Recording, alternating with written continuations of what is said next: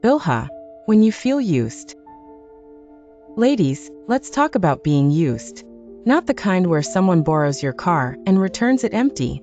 I'm talking about when people treat you like you're disposable, like your feelings don't matter, like you exist solely to serve their agenda. If that cuts deep, then Bilhah's story is going to speak directly to your soul. Bilhah was Rachel's maidservant, basically property in that culture. She had no voice, no choice, no control over her own life.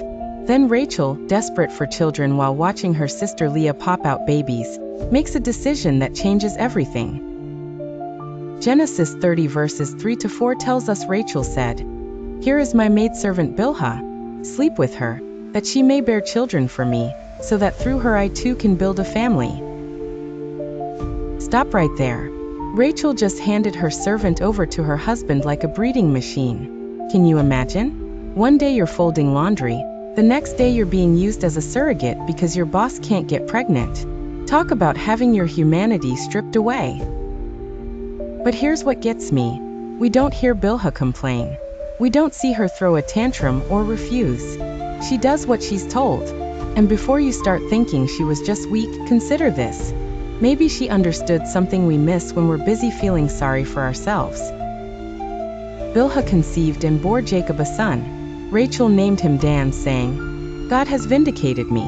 Then another son, Naphtali, with Rachel declaring she'd wrestled with her sister and won. Notice what's happening? Rachel's taking credit for children she didn't carry, didn't birth, didn't sacrifice her body for. How many times have you done the work while someone else got the recognition? How many times have you been the backbone while someone else was the face? How many times have you felt like Bilhah? Used, overlooked, taken for granted? Here's where this story gets revolutionary. Dan and Naphtali became two of the 12 tribes of Israel. This mere maidservant played a crucial role in God's chosen people. Her sons inherited land, had descendants that numbered in the thousands, carried on the covenant promises.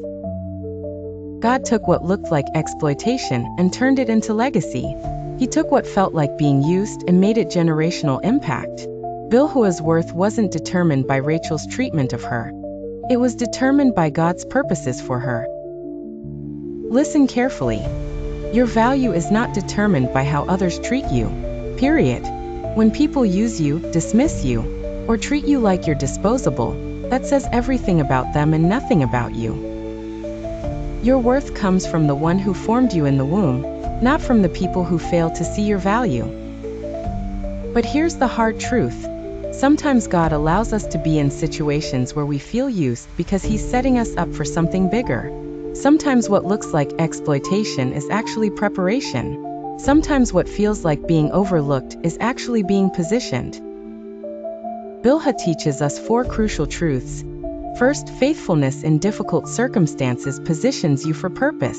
Bilhah didn't choose her situation, but she was faithful in it. God honored that faithfulness by making her sons tribal leaders. Second, God sees you when others look through you. Rachel saw a servant. God saw a mother of nations.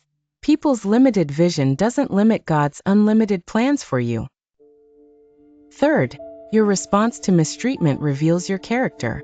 Bilhah could have been bitter, rebellious, or destructive. Instead, she remained faithful. How you handle being used says more about your character than their character. Finally, God specializes in turning pain into purpose.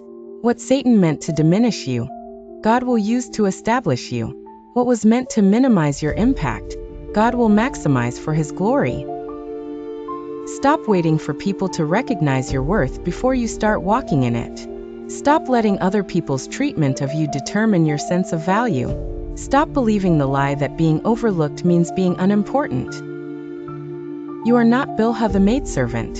You are Bilhah, mother of tribes, contributor to the covenant, part of God's eternal plan. Your current circumstances are not your final destination. Maybe you're in a job where you're undervalued, a relationship where you're taken for granted, or a season where you feel invisible. Remember Bilhah. Remember that God sees, God knows, and God has plans. Your faithfulness in the hidden place is preparing you for prominence in the right place.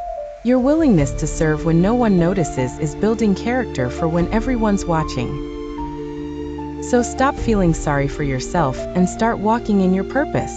God hasn't forgotten about you, He's positioning you. And when He's ready to elevate you, no one will be able to stop it. That's the truth. Now live like you believe it. Share your thoughts in the comments below. Thanks for watching.